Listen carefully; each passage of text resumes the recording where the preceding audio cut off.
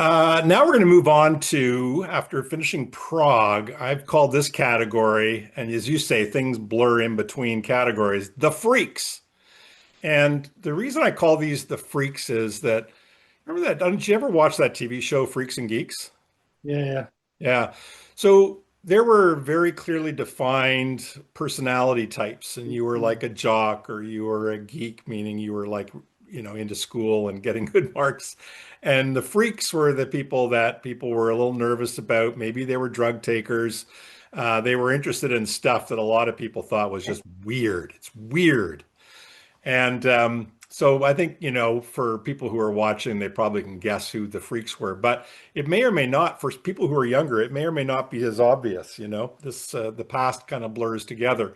But I've picked three that I would consider to be the freaks of the time, and it definitely expanded my palette in terms of what I was willing to listen to. And also, it was the beginning of making a statement that I like this artist. And some people would go, they're weird, or there's, what's wrong with them? Or is that a boy or is that a girl, or whatever. And these all fall into that category. So the three I'm going to choose, there are many, of course, in this category, and I'm going to do a little threesome, as it were. Fits with the All freak right. title. Some of this may actually, the threesome metaphor may actually have a double entendre to it. Yeah. Bowie. So when you think of Bowie, people don't usually think of David live, but you can certainly see there. I've got two or three records in my record collection that are so worn that I needed masking tape to hold them together so that the records didn't fall. And I remember listening to cassettes, in the summer of Diamond Dogs and what else? That kind of area. So Diamond Dogs and Aladdin Sane and things like that. And Yeah. I really enjoyed those records. When I got this, I mean, it ultimately is a greatest hits record. And when I got this, I went all in. I couldn't get enough of this. All four sides. I mean, it's the production I think is fantastic. I think the performances are real good. If I'm not mistaken, Earl Slick's on guitar here, which is sort of be the first of my. It's produced by Tony Visconti. Yeah. Um, just a great live at the Spectrum, 1973, I'm guessing, maybe 74. Recorded 74, July 14th and 15th at, no, the Tower Theater, not the Spectrum, Tower Theater in Philadelphia. Mhm. So David Live for me was just, yeah, a wonderful one. I'm going to just kind of ramble through my three. Yeah, yeah. The other was that I didn't get into the Velvet Underground until I got into Lou Reed, so I went backwards. And this was the record. I think my older cousin, and thank God I had somebody who was older than me, because being the oldest, I seemed to get into things later than a lot of people. I didn't have somebody showing me the way, if you want to borrow from Peter Frampton. Um, but he had recommended we listen to this, and of course the song on here of Walk on the Wild Side, and just that whole notion, he never lost his head even when he was giving good head. It was like, what the fuck? What does that mean? What does that Well, mean? even the back cover, right? Because the back cover's got the Yeah, right. right, exactly. Like, hmm. Yeah. So this was, yeah, and this just very, if I can say, sort of very Yeah, gay, right? In the yeah, sense of, so this was a challenge, definitely. But musically, I knew that it was something that I really loved. And, you think about Vicious, you hit me with a flower, you do it every hour, you're so vicious. The song Andy's Chest, which is just this hallucinogenic song. And it was all kind of based on, I think, Andy Warhol and the whole Warhol factory scene. Perfect Day, which has now become a classic and soundtrack to yeah. movies. And so, it still holds up really well. And of course, David Bowie produced it, right? Sure. So this one was a big one for me. And the third in the freaks category, in a slightly different vein, would have been Mr. Zappa. The humor that he brought, a lot of it kind of sophomoric humor, but the big thing about Zappa that was incredible is he would like have three songs in a song, right? He would have like a doo-wop bit, a funny bit, and then just an extraordinary guitar solo.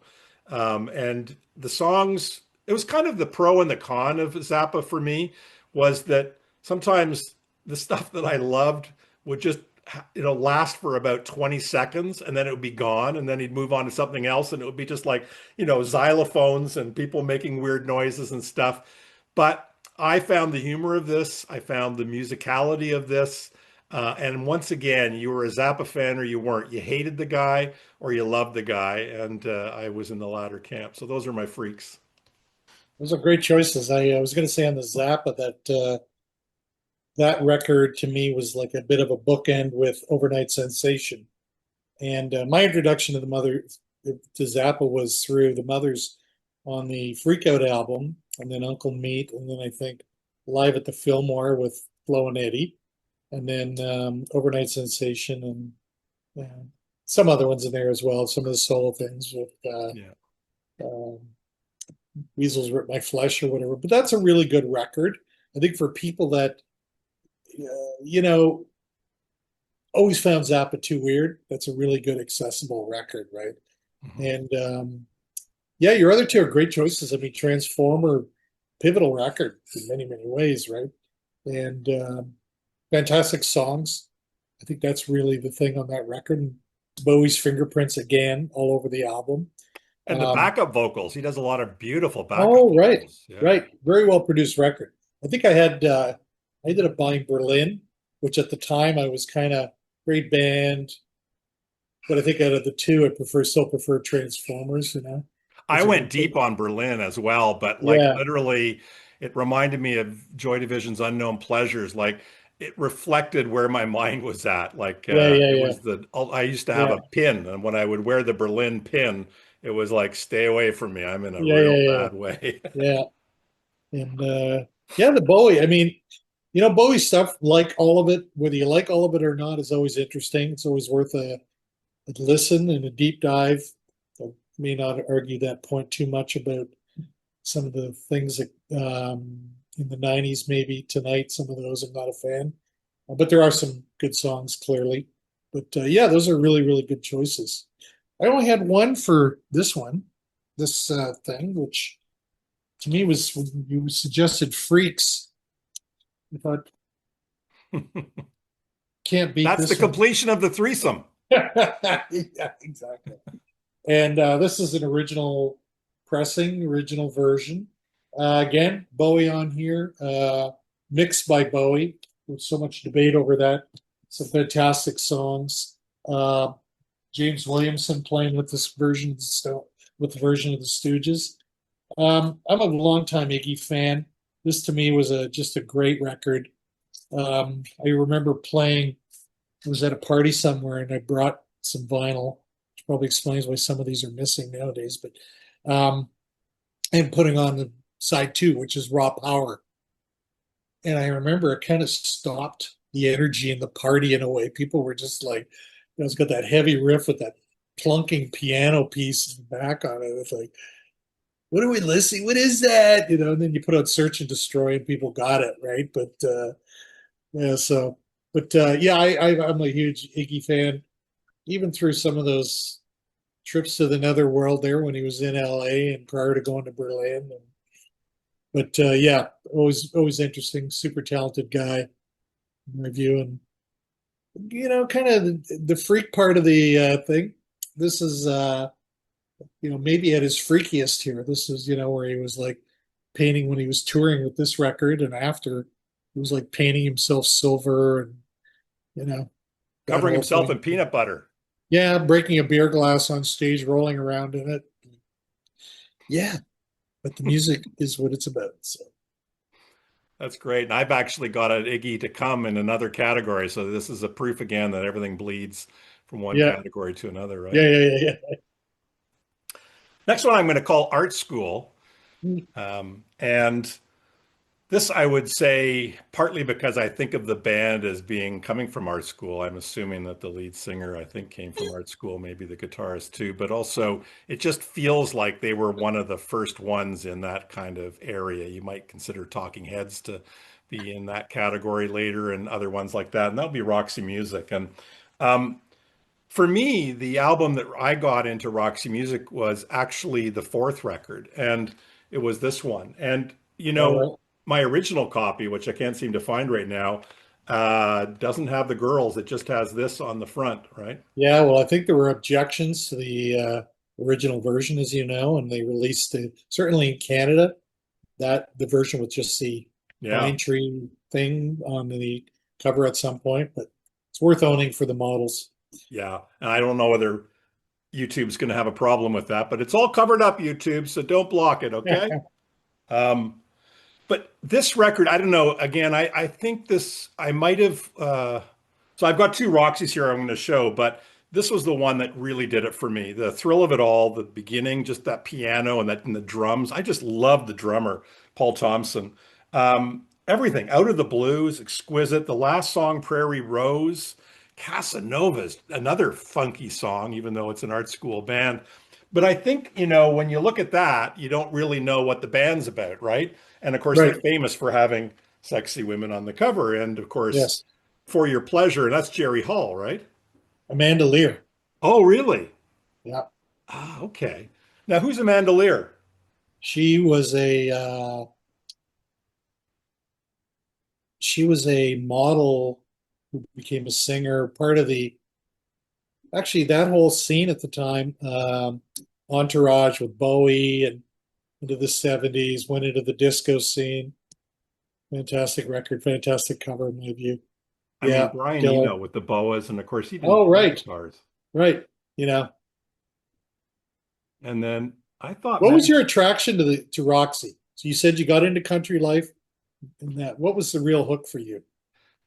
I don't know if I can answer that question. I mean, it's kind of like you react to music viscerally and then you create a narrative to explain it. And sometimes it makes sense. And I'm hard pressed to say I loved the songs. I thought there's something so cool about Brian Ferry, but I don't know that I had a real visual representation of Brian Ferry. So I don't think I was looking at the guy until later. I did see them on the Siren tour, and that was pretty awesome. But I was getting into their music well before that, and but you don't even have to look at him in terms of how he dressed or Right. how he carries himself to know that this guy is a suave motherfucker. Yeah, he was definitely the coolest guy. Like to me, like the two coolest guys in rock music, you know, for decades were Brian Ferry and of course Robert Palmer. And they were just like these guys dressed well, had the moves, had the sensibility, and were good musicians as well, clearly, and songwriters and all that kind of stuff. But yeah, Roxy, Roxy, I think was a really interesting group for the time, right? Yeah. I mean, you mentioned the art school thing. I think that may be worth a show on its own at some point for you, maybe, or like to consider, because I just think that if you look at the number of artists who were influenced by having attended English art school in the UK, Yes. where they all ended up and what came out of that musically, it's fascinating, right? I mean, just in terms of who was there, who was playing, Right. these And I guys think were it was clearly a big part of it. more common in England, but I think I know from reading Chris France's book about the Talking Heads. So I'm pretty sure that David Byrne and Tina Weymouth were in art school. Yeah, I can't yeah, I remember think Chris so. France, I think was as well. Yeah, So, you're already starting from a place of creativity, right? You're not just yeah, there to read books and write essays. And why not start a band as well? So, yeah, and with Roxy Music, this record, again, the high school thing was getting stoned and listening to Bogus Man and Eno's like trippy, stuff. And you listen to it now, it seems very, very simple because the electronics were simple, but the mood that was created in that song, and then of course you've got the one that just absolutely blows me away is "In Every Dream Home a Heartache." I mean, that's wild. it's trippy, right? I think a lot of the I think the songs were very interesting, right? I think lyrical content, some sense of alienation there in the lyrics and a lot of the songs, Yeah. a detachment, which kind of comes through overall with those guys, especially in that period. It's all surface and you kind of wonder what's underneath it, right? And I think yet those, the other sorry, part is that, sorry, I had to jump in, but also I completely agree, sort of the alienation, the whatever, the emotional distance. And then you get a song like Gray Lagoons, Blue Sky and Gray Lagoons. It's just one of the right. most beautiful tracks. Like he is like later when he started doing covers of, As Tears Go By and everything, you realize, my God, this guy is a crooner of Oh, in the most absolutely. complimentary way. Well, it's funny. I mean, you've mentioned a number of songs by these guys just on two records that are fabulous tunes, right? Both Ends Burning, Oh, In Every Home a Heartache. I would add in there Editions of You. I think is a fantastic track, just killer, straight out rocker. So many good ones. You'll be interested in this one as well. Probably a nice bookend to this conversation because my choice for it was I would have picked For Your Pleasure, but you did. I got greedy. Yeah, you did, you bastard. But fantastic album. This is a British import. And again, when I first saw this, I remember I was a bit taken aback. I was like, this looks a bit cheesy. I wasn't really sure, you know. And then these guys all with the, I'm not sure. I looking at Brian Ferry, I kind of would have went, wow, he's a cool dude. Um, at the time, certainly. But Phil Manzanera with the fly sunglasses, Awesome. Brian Yeah. Eno looking relatively tame. One of the most underrated drummers in rock in this period, Paul Thompson. But Bricklayer and great fantastic, drummer. right? Yeah. And this is a great record too. Remake, remodel. Lady Tron, and clearly Lady Tron adopted that name. Mm. Chance Meeting, Sea Breezes. And this is a great record as well for, again, the look, the feel, the incorporation of different elements in the music. Didn't sound like anything else. Yeah.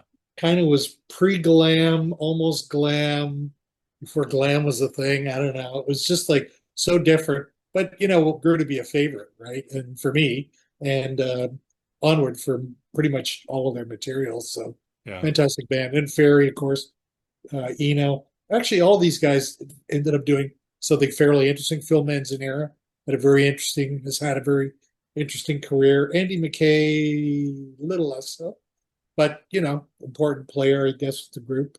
You Paul know, Thompson, underrated, oh yeah. absolutely. Just as an aside, one thing I listening to podcasts and we talk about the rock on tours, and they interviewed Phil Manzanera, and Mm. he was when he was quite young, he wanted to be a guitar player, and somebody knew David Gilmour and introduced them, and Gilmour kind of mentored him for a little bit. And he Oh, I talks didn't about know how that. he went back and said to David Gilmour, "I'm in the band now. They're called Roxy Music." And I was thinking about Gilmour. That's not the first person that he mentored, right? Kate Bush, Yeah, among others. yeah, yeah, for sure. That's kind of cool. I think you had another. Did you have another record you wanted to show in the art school camp?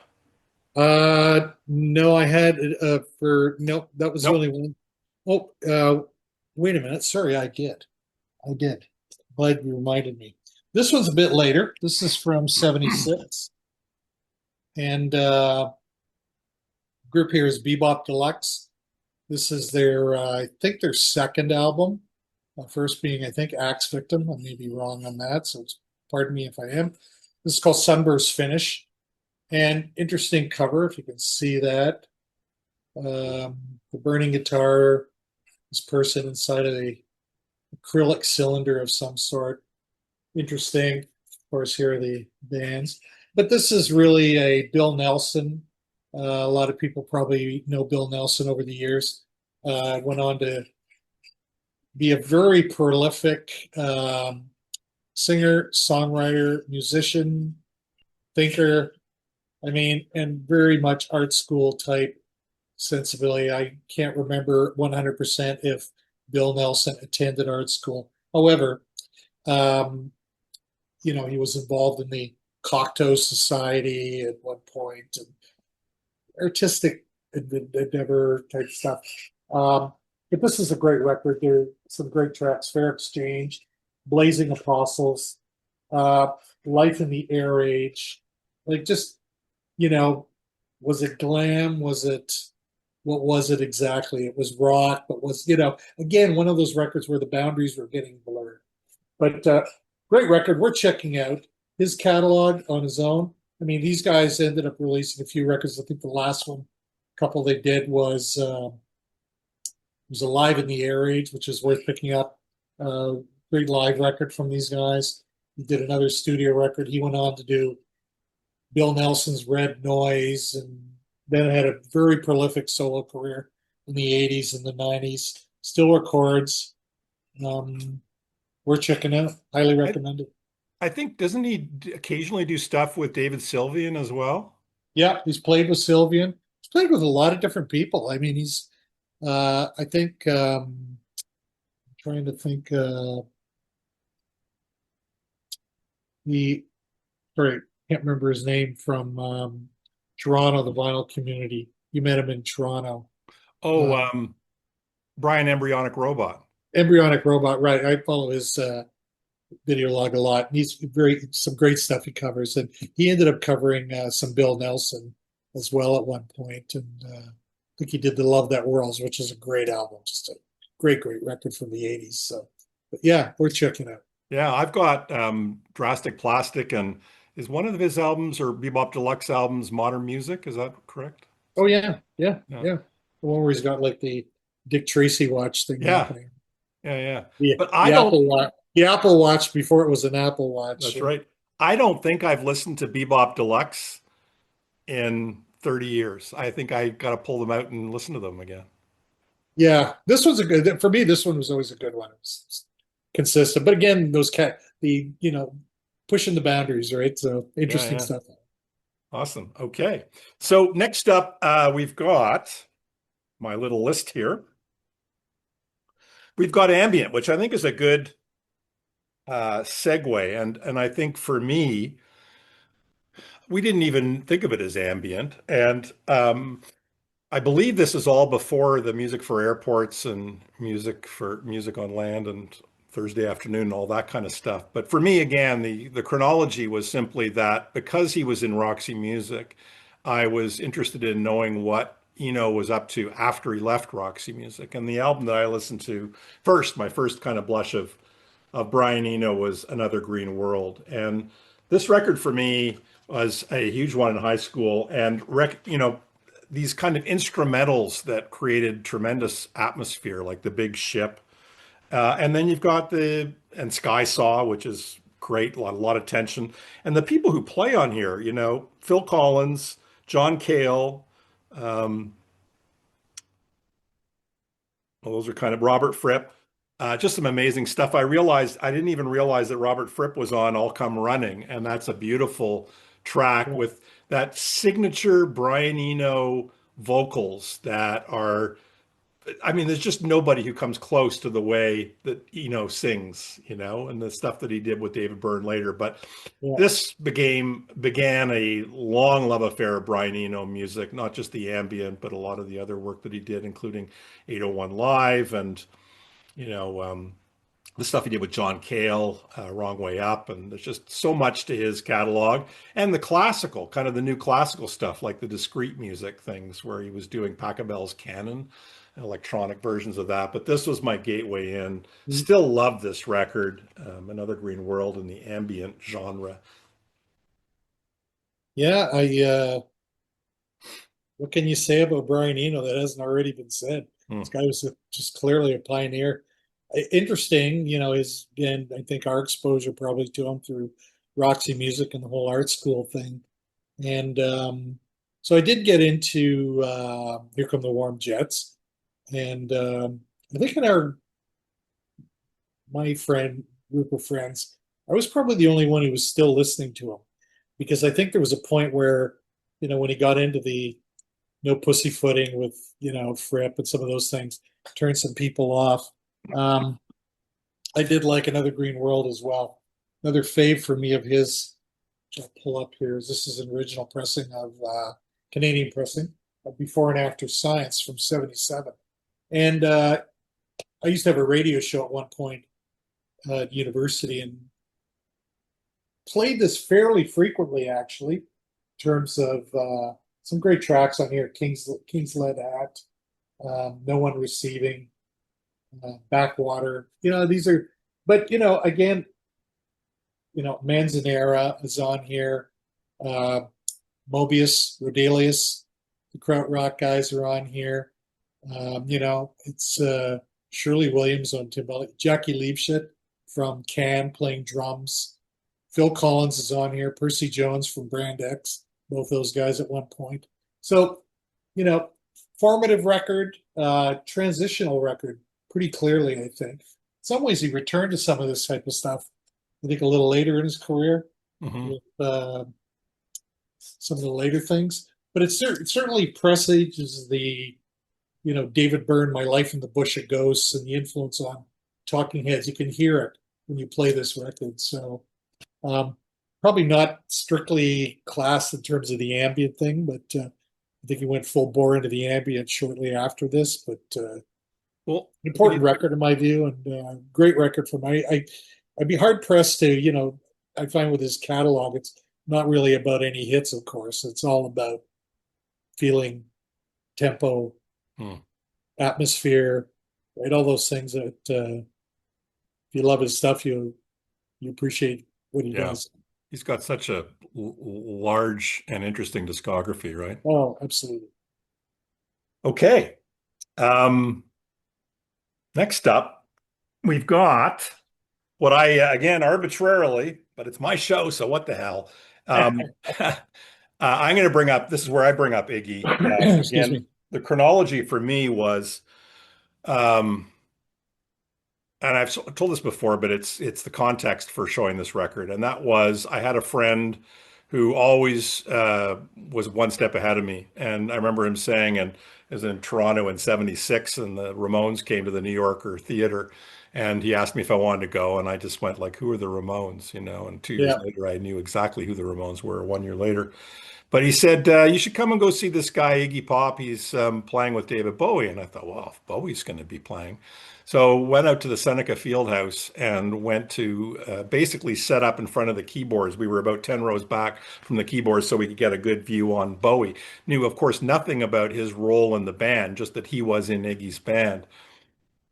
And then Iggy came out and he was just like, you're all a bunch of assholes, 1, 2, 3. And it was like, hold on, why aren't you saying, I love you, Toronto? Hello, Toronto, you're wonderful. yeah. And, now I want to be your dog. And I knew nothing of his music, nothing at all. And the album that he was touring, of course, was the beginning of the Berlin trilogy or the Berlin albums, and it was The Idiot. And I saw that show with Bowie, and I was kind of like something had gone off in my head, and I didn't know whether I liked it or not. It was an affront. And I remember it really did take me some time to really process the show. And I wasn't sure whether I could handle it again, really. Like it was so in your face. And after a bit of time, I recognized that it was what I loved. And I just couldn't really kind of listen to a lot of the other stuff that I was listening to in high school stuff. And the other part about this is that, of course, this is produced by Bowie, co-written by Bowie, China Girl, Fun Time, Sister Midnight. Like I think actually all of these songs are co-writes between them. And Bowie, of course, would record some of them like Sister Midnight and China Girl on his albums later, but would ultimately, I think, take the balls out of them. And I like these versions best. But he went on a tour. He went on a media tour, and he went on to Dinah Shore. He went on to Peter Zosky's 90 Minutes Oh, right, Live. right. And some of Excuse me. those interviews, he looked like he was fucked up, Yeah, like in maybe drugs, but also like maybe even just mental issues. Like he was really looked weird, and or at least through the eyes of my 17-year-old or 18-year-old eyes. And I remember Dinah Shore saying to him, James, you go out on stage and you sometimes cut yourself. Why, James? Why do you do that? She was acting like a mother to him, and yeah, really confused. And Iggy would go, well, I'd been out with a young woman the night before, and I thought I didn't take care of her properly, and I thought, what's a guy like me doing on stage? Ah! And Dinah's going, okay. Some of those interviews are actually on YouTube, and they're really quite remarkable. And he performs Fun Time, and he's running at the cameras, and the cameras are backing up, and at one point I think the plug comes out and it goes to black because they're Okay. pulling back. This is Well, that's not, scary. these are not blocked performances, or they're Yeah, yeah, not yeah. coming off the way that they were intended. And so he was just like mad. And his music was so exciting, all aboard for fun time. Hey, baby, we like your pants. It was just like, and I loved it. I just loved it. And so, yeah, Iggy for me was really opening the door to this world of punk and aggression and confrontation. And I just loved it. I thought I had remembered somebody telling me years ago that I actually didn't see him on for that record or the one after, and for Lust for Life. And I thought I had remembered somebody saying they had played Larry's Hideaway or something at one point. I don't can't remember if that's what I probably the internet would tell us if it Right. was accurate or not. But yeah, I've done a lot of research on all this recently for kicking off my own show, and that's a really foundational album in kind of what came to be known as the whole Berlin thing, the Berlin trilogy thing, obviously, which you are well aware of and know a great deal about. Um, I did have a record here that I was gonna, since we were talking about punk, I didn't want to pick something that was one of the more normal, well, the ones that typically easy to pick the Sex Pistols, but did you're a fan of these guys, I know. Yeah, oh, yeah. And what a great record. I remember not knowing much about it when it came out. I was living off of reading Sounds Magazine and New Musical Express and Record Mirror, all UK publications at the time. That's how hungry I was for new music. And of course, these guys all look kind of normal. Pete Shelley, um, the main guy in this band, and some great songs on here.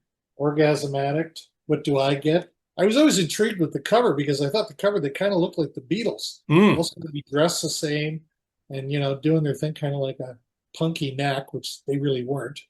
And better songwriters, my view. But fantastic song.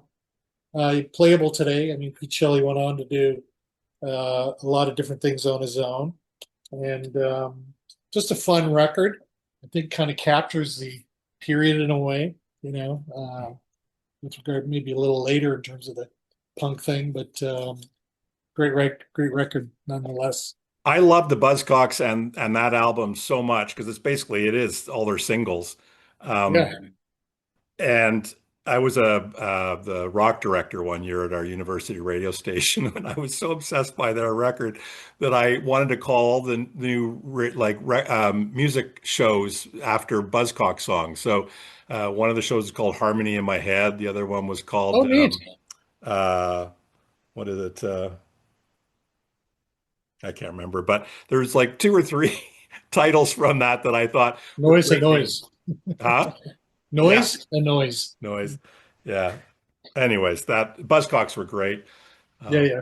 I had tickets to see them in Toronto, and it was quite a well-known show. It was the Buzzcocks and the Vile Tones and Oh, Gang of right. Four. And I got so messed up that I'm not much of a drinker, and I drank a lot. And I walked into the show, and all I saw were lights and everything flashing. And then the next thing I knew, I woke up at home in bed, and I had my ticket, and it had never been. Even though I'd walked in, I think everybody just left me alone. You got And your it was a ticket. show. You got Yeah, your stub as a memory. So yeah. There was no memory of the show at all. I was so disappointed. yeah, I've never seen I'd never seen them. So, but always liked the album. And I mean, it's kind of the nice bridge from Howard Devoto and magazine and all of that stuff as well, of course, right? So, Yeah. Cool. Okay, so that was the Progenitor. I don't know if I set that up, but kind of the early days of punk, let's say, and we're going to right. dip back into it because punk has a lot of meaning for both of us. But going to dip back out again on the chronology of stuff, and this will be a singer-songwriter. So, of course, there's so many to choose from, but I think the one that I have to go back to is I wasn't listening to a lot of singer-songwriter people in high school. It was more bands, I realized. I wasn't even a big fan of Elton John, who was big at the time. Mhm. Um, but this artist, I didn't really click with him until first year university, and it was the song Like a Hurricane. And I heard Like a Hurricane, of course, talking about Neil Young, and I decided to get a greatest hits and check out who Neil Young is. This is, I think, not only a fantastic greatest hits, it's much more than that, and it's completely in sync with Neil's personality. And that is, anybody who knows, when you go see Neil Young play, he's not usually playing the album that he's just released, and he's going to play some really obscure left field stuff that you may or may not have heard. It may be something new. So in addition to all this stuff back to Buffalo Springfield, Stills Young Band, Crosby, Stills, Nash and Young, he's playing stuff like For the Turnstiles, Tired Eyes. These are not hits at Mhm. all. And there's a lot of other stuff he could have chose. Now he does have some hits on here, but Campaigner, a lot of stuff like that. And I'm going to read, and I know you know what this is. Everybody knows what this is, but to me, this defines Neil. And I really got it from this record. And that is the liner notes for Heart of Gold. This song put me in the middle of the road. Traveling there soon became a bore, so I headed for the ditch. A rougher ride, but I saw more interesting people there. And of Man. course, yeah, and then that begot what others have called the Ditch trilogy of Tonight's the Night, Time Fades Away, and On the Beach, which I just love that era of his stuff. I love his I am, commercially popular, but I love his Ditch yeah. trilogy and obscure stuff. So this was for me another one, not unlike David Live. I played it over and over and over and over again, and you can see the masking tape to prove Yeah, yeah. it. I'm so glad you picked it. That is a great record. I would say a casual fan of Neil. Probably liked early Stills a little more, but obviously a super talent, and got into after the Gold Rush, and a little less so with Harvest. I always liked the more interesting things. Um, excuse me, and I did pick up that copy, and it got stolen. I bought a copy a decade and loved it as well, because I just what a great compilation and a very good representation of what he was about, from Cinnamon Girl to Cortez the Killer to just the whole span of things, the genius of the lyrics, the roughness of the music, but The beauty. the beauty and the intent, right? So Yeah. just a great collection. I ended up seeing him, I think, in I think '78 for Rust Never Sleeps tour. You saw that tour as Yeah, well? yeah, yeah, yeah. With McLean and And McLean opening up the comedy duo? yeah, and unbelievable, like what a great show. Just so memorable. Crazy Horse, of course, with what was it? Frank San Pedro, Frank San Pedro on guitar. Poncho. And yeah, just a great show. But what a great sound. And it was funny because I'd seen Crosby, Stills and Nash, I believe before that, doing for their CSN album, which was good, but this was better, Mm, So just, but great record. And yeah, I'm glad you picked it. Boy, oh boy, that's a favorite. mm.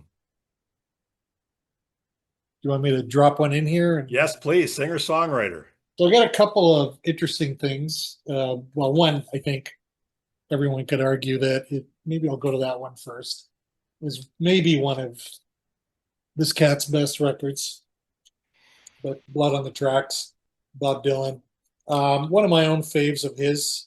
It's got the perfect mix of, again, great artwork, great cover, great record, just beginning to end. From Tangled Up in Blue, Simple Twist of Fate, You're a Big Girl Now, Idiot. I could keep going. It's just an unbelievably fantastic record. I would say peak Dylan, another peak for Dylan. I'm not one of those folks that I love Dylan stuff, but I'm not one that buys every record, listens to every album. I have my favorites, like a lot of people, and that's not to diminish his talent or anything like that. I think just a great record of its time, and it was followed by Desire, so he was clearly in a hot period there. Um, and I think just great how he began reinventing himself and which is the key, I think, for all great artists. I got one other quickie here. I have been playing a lot of this.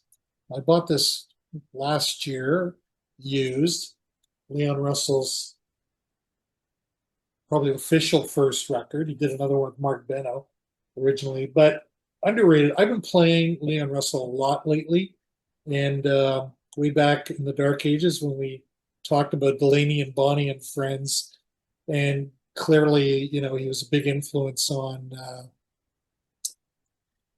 Joe Cocker as well, Mad Dogs and Englishmen. He was the band leader and all the rest of that. But this is a fantastic record.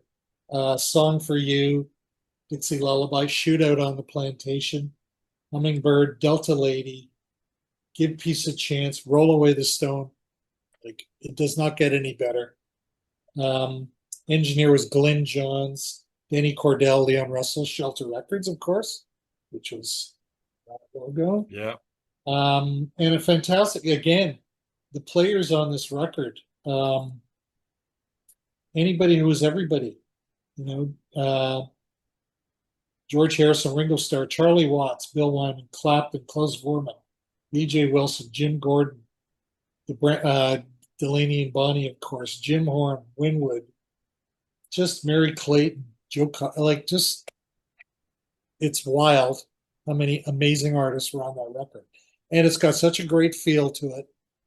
Gets the gospel thing happening, the rock and roll thing happening, the introspection, great lyric, just my view, got to be a very underrated artist. And but certainly you can't think of the 70s and some of those records that just really upended so many other things, unless you think of Leon Russell. So. That's great. Did you ever hear the interview I did with Brian Tokyo Record Style? Oh, I think so, yeah. He's got a Leon Russell story. So he grew up in Tulsa, Oklahoma, and so Oh, cool. his family knew Leon. He lived across the way from Leon, but he talks about the late in life, and he comes over and he goes, we knew you, and he goes, oh yeah, and he was like, yeah, crazy Leon, my dad used to say, and Leon did not take kindly to that comment, crazy Leon. Oh, Yeah. well, yeah.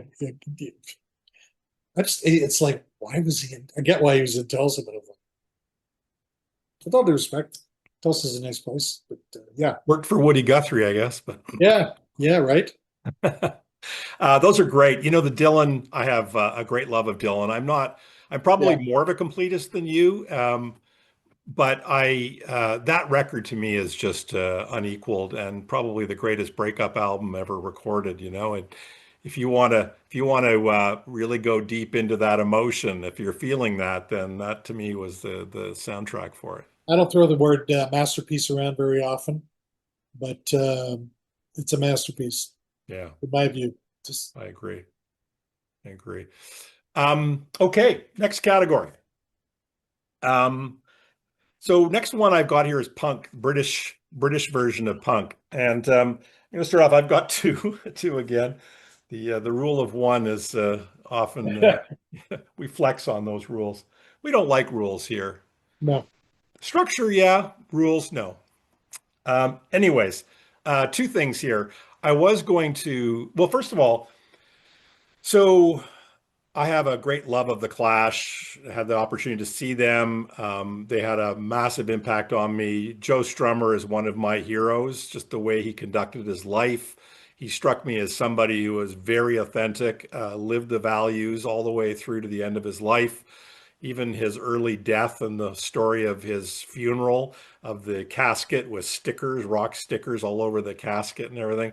Just the way, yeah, he was just a wonderful guy. Heard the first Clash record, um, and I remember not really loving it, finding it kind of muddy, and I just couldn't find my way in. It seemed not for me.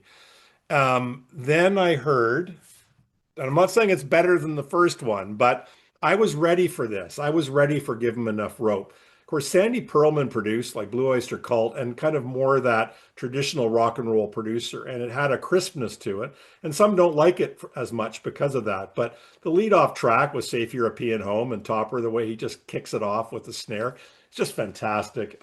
Even the image on the cover, right? The body being picked at by the vultures. This is a UK import. I love this, and I was studying poli sci politics, and I had a political theory professor who was talking about things like myth structures and how our society is being held together by rules that we follow that we don't think about. You know, the old you Yeah, stop your car on a red and you go on a green, yeah, and talked about, in certain countries there would be violence on the streets and people weren't following the laws of the land, which for a middle class white kid, that was kind of like hard to believe. And I yeah. was hearing about all of that, and I was listening to the Clash's Guns on the Roof, among other things, off this record. I absolutely love this record. And one thing I didn't realize until I researched this, the White Man and Hammersmith Palais, which I think was the first 45 I've got of theirs, that was a Sandy Pearlman produced record. I mean, it was supposed to go on this, I Oh, I believe, didn't know that. but it's a Sandy Pearlman produced. And for my money, I mean, they've got a lot of great singles, but White Man and Hammersmith Palais is that beautiful meld of reggae and punk and rock. And to me, I just love that song. I love the sound of that song, and that was interesting for me to realize in my research. But the single that I'm going to pick, sorry to quickly move on to another one, was Anarchy in the UK. It is very standard to say this, but again, this actually preceded listening to The Clash.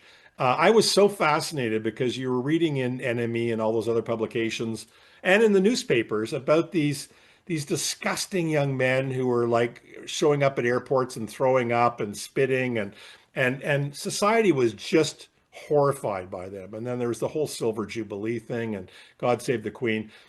I was taking a geography course, and I remember there was a section, I think it was geomorphology or whatever, and we were studying earthquakes and tornadoes and things like that, and just things of destruction. And my roommate and I just loved that course, just the stories of like the science of destruction and listening to Anarchy in the UK.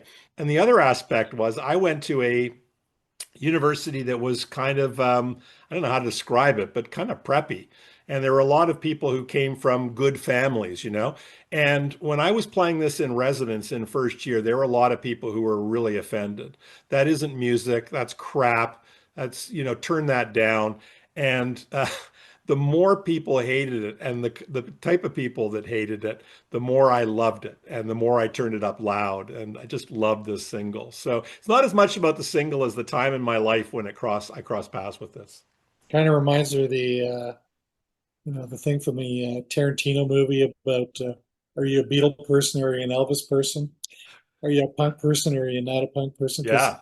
you kind of know what side of the fence you're on, right, with that stuff. And yeah, those are both really, really great choices. I mean, we could probably wax on for hours about the Clash. Safe European Home, I think, is just such an underrated track. I do think I remember reading something about the fact that they had a lot of issues with Sandy Pearlman recording the record, right? The pretty big transition for them, but probably the right thing at the right time for those guys. I Hmm. did not know about the White Man and the Hammersmith Pelly, which I think is great. It is a great sounding record and a great single. And I think one thing I always, just a quick thing on the Clash was, one thing I loved was the way they kind of incorporated reggae and ska and calypso, all these Dub, sort of, dub too, like Bank yeah, Robber, and right. yeah. Just like yeah, love all that, love all those influences and the way they're incorporated. Your Anarchy in the UK might be a good segue for this record, which, and the reason I'll say that is because No More Heroes by the Stranglers. Again, when I was at DJing at a college university station, we had a box of new releases every week. This turned up, played it immediately. Now I knew the first record very well, and this is just a great, great record from these guys. Kind of punky, but these guys, I think there's always been this sort of thing, and this is why I mentioned the allusion to Anarchy in the UK, is that for a long period of time, people were like, "Oh yeah, punk people or punkers can't play their instruments." If you actually listen to the Sex Pistols and you listen to Anarchy in the UK, for example, they play. Oh yeah. And I think there's always been a lot of discussion about, gee, was Chris Spedding playing guitar on there as well? But Jones plays. Clearly, he's a guitar. Um, Glenn Matlock, Paul Cook. These guys were all fabulous musicians, very prolific, many albums over the years. Um, some incredible bass that just holds the whole sound together. Um, and only two living members nowadays, J.J. Burnell and Hugh Cornwell. But some great tracks in here. Bitching, I Feel Like a Wog, Bring on the New Bios, No More Issue, No More Heroes. Yeah, it's a classic. It is a classic. You and I have talked often about Oh, our so many mutual love times. of the Stranglers. I was listening to a podcast, the Stephen Wilson podcast, The Album Years, and they were talking about, I guess, a year when one of the Doors records came out. And one of the comments the two of them made, I can't remember the co-host name, was that the Doors, as good, as great as they were, they didn't really influence any other bands that they could think of. And I was like screaming at my phone going, "The Stragglers, the Stragglers." Yeah, these guys always seem to be a bit in denial on it, but if you're listening to those keyboards, like Yeah, Dave Greenfield, man, he was kind of doing a bit of the Ray Manzarek thing, and totally. but did their own thing with it. So, Yeah, and I'm a Doors fan too. I love the Doors. yeah, yeah. Good choice. Okay. Next up, we've got the New York version of the punk scene. And this is another one that I can remember again. My friend saying, "Let's go see the Ramones," and it took me a few years or a year or two before I would go and see them. And but listening to television, Blondie opened up for the Iggy Pop, David Bowie show, and that was a Oh, mind blower as well because they were such a hot power pop outfit. And I've talked about this before, but Clem Burke's drumming, I just remember the drum kit bouncing on the stage. He played it with such force. It was, and of course, he came from the Keith Moon school of drumming, right? yeah, yeah, But you've got the beauty of Debbie Harry, Jimmy Destry. There was just like they were a fun live band that yeah. people maybe don't know. But the Ramones. So all of the studio records I loved, and there was a time in my life where I loved them so much that it was kind of like every once in a while I would put a little a post-it note on the refrigerator that would just say play more Ramones, just to remind myself that the Ramones gives me joy, and as a little to-do, play more Ramones. The record I'm choosing actually isn't one of the studio ones. I was thinking about Road to Ruin because I don't know why, but that one for me, I just really, that was the one I played over and over and over again. Um, but this record, the Ramones, It's Alive. Mm, I've always loved a really good live record, yeah. and this one, the thing that this brings to the table that the others don't is the absolute, like, I don't know what you call it, a wagon, a train running down the track that's going too fast. There is no break, right? There is literally no break. Everything just runs from one end to the other, and they start to sound the same, and that in itself is fantastic. And when I'd go see the Ramones play live, I would sometimes think, I think they played I Just Want to Have Something to Do like three times at that show.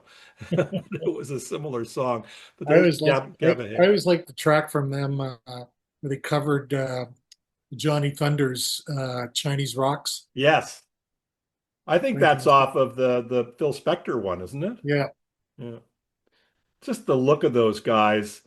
I as I say, there's just nobody like the Ramones. They're just like they were living, breathing cartoon characters. yeah. Bubblegum pop delivered with buzzsaw guitars, fastest band in the world. Guitar solos that would never last more than like usually there weren't guitar solos, but they would last 5 seconds and then they'd be over, right? The Johnny Ramone. absolute Johnny Ramone probably single-handedly revived the Moss Right guitar business, right? Just in terms of sales and all that. Great There's a band. I great think picture of underrated. Bob Gruen took, I think. Sorry to cut you Yeah, off. I think it was a Gruen picture, but it doesn't matter. And it was the Ramones on a New York subway, and they had like grocery bags that they had their guitars in. They were actually on the subway, and they had their guitars in grocery bags. They didn't couldn't even afford to put them into guitar cases. Love that. Anyways, over to you. okay. Well, I'm picking one that you've mentioned earlier, which is a fave. Television Marquee Moon. This is a re-release. Gives you a good sense of kind of the. Rick, is that the Rhino High Fidelity one? This one is a Four Men with Beards release. Oh, okay. I honestly don't recall.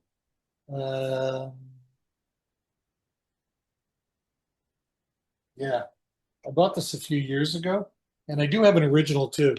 Um, but this one sounds much better. It's been cleaned up. Oh, it is through. Yeah, this is the Rhino. It is. Yeah, Yeah. 2003. So, but you know, when you're talking about that New York punk scene, you can't really talk about the New York punk scene unless you talk about television and the late great Tom Verlaine.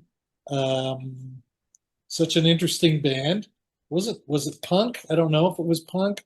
Was it punk about the ethos? Probably, you know, but See No Evil, Venus, Friction, Marquee Moon.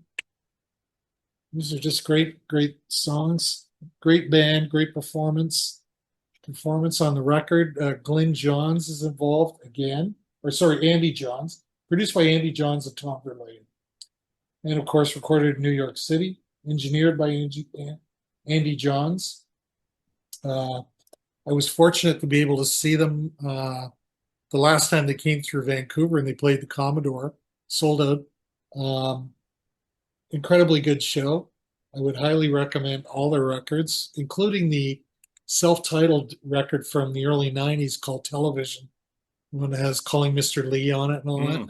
Just Yeah. just a great, very consistent band. Even their this one's I think considered their masterpiece, but even if you go to things like Adventure or whatever, great, just a great band. It really And sort of captures that kind of New York scene that was happening. There's an energy there, interesting musicianship, lyrically interesting. and I think, we could also do a whole episode on this notion of like uh, dual guitar where they both play leads and the interplay between the guitarists is so great. Richard Lloyd and Tom Verlaine both brought a very different quality in the way they would play off each other. Whew, just fantastic. Yeah, yeah. Just I was disappointed because Richard Lloyd was not part of that show when I saw them. I think they were still there was a bit of a thing going on still with the two of them, but Verlaine was fantastic, and can't remember the other guitar player's name. I'd look it up. I'll look it up for maybe a future show, but Yeah. it was very good, Awesome. outstanding. We've come to the last section, and our wives want us back. What a long, strange trip it's been. I know exactly. So, when we first started recording these, you had brought up the possibility, or of course, everybody's got an opinion about this, but that maybe the first post-punk record might have been Magazine, right? Yeah, Real Life, I believe. yeah. Yeah. So, I would present before the court that this could be maybe the first post-punk record, but it could be just another punk record. But it would be Wire's Pink Flag. This is a British copy, first, press as it were. I remember getting this in Kingston and just being awed. 21 songs on here. Even by Ramones standards, that was pretty high. And so many songs, like apparently the band, they weren't musicians. Like this is another art school band, right? Art, These were art art, school. art house band. Yeah. Art school. And the first track, Reuters, this is your correspondent running out of tape, murder, rape. And it's just the whole thing is just hanging by a thread. And it's beautiful. Like it's so powerful. And then these like beautifully melodic songs, Ex Lion Tamer, um, Three Girl Rumba, and of course the classic at the very end, 12XU. But such an interesting band, and every record they you could see them grow and develop as musicians and do really interesting stuff. But yeah, I just Pink Flag when this came out, I was completely enchanted and played this to death and absolutely loved it. Yeah, I'm very I'm a big fan of Wires, and I'm one of those folks that I actually don't really think there's really been a bad record from them. I mean, I think their output is prodigious. It's the the material is always interesting. Um, their approach to this stuff is always interesting. I finally got a copy. My son, fortunately, got me a copy of the live record, which was where they did live versions or different versions of previous songs and did it on the live album. And it's a fantastic album as well. I don't know So that one. yeah, it's very good. If you want to, Yeah. Yeah. yeah. Yeah. So this one here, Oh, cool. it's beginning to and back again. But this has got versions of songs. These recordings, it says these recordings are based on performances in Chicago, Portugal, and London. But they've all been previously done. So it's got Finest Drops, Eardrum Buzz, German Shepherds, Public Place, like a fantastic recording. Hmm.